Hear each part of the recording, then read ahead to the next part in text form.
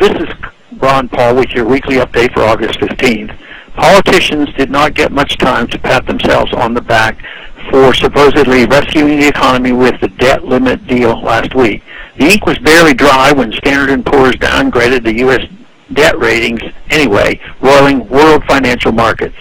Anyone who has taken an honest look at the government's fiscal situation, taken into account how Washington works and the direction it's going, would have had a very difficult time arguing with Standard & Poor's decision, although a strong case can be made that this was too incremental a downgrade and that it took far too long for S&P to admit the obvious.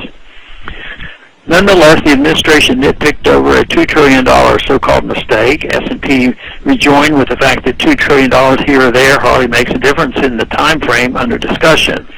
That, if nothing else, should tell you the magnitude of the problem. $2 trillion has become a drop in the bucket. S&P cited Congress's inability to act like grown-ups and make necessary, meaningful cuts, which is true. I must take issue, however, with the suggestion that tax increases are part of the answer. Taking capital gain out of the private sector where it can create real value in the form of new jobs and products, and instead giving it to Washington to waste and squander, is not the solution. Tax increases may seem penny-wise to some, but in reality they would be very pound-foolish. The government currently takes in $2.2 trillion in taxes per year, which is far too much already. It spends $3.7 trillion, which is ridiculous and criminal. The problem is runaway government spending, not the American people having too much money. And yet, we can't even have a serious discussion about bringing our troops home and ending our expensive occupations around the world, things the president used to claim to favor. Even without this downgrade, major investors are waking up to what lies down the road for the United States in fiscal terms. China is showing more signs of losing its taste for our debt. Others are following suit.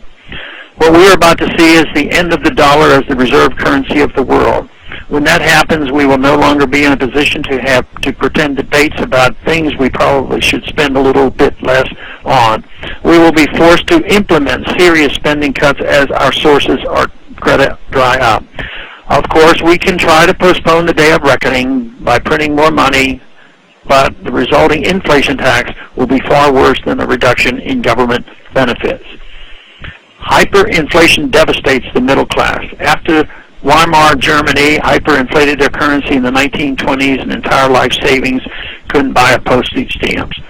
The bank wouldn't even send customers a check for all the money they had saved their whole life. It wasn't worth the paper it was printed on or the stamp to send it. This is what is meant when it is said that the middle class gets wiped out. The pieces for this to happen here are falling into place and have since 1971. The only way to avoid the sort of chaos now is for Congress to immediately reduce federal spending and take the Constitution seriously again. The welfare state will end either way, but winding it down responsibly is a far better way to do it. Thanks for calling this update. A new update is placed on this number, 888-322-1414. every Monday.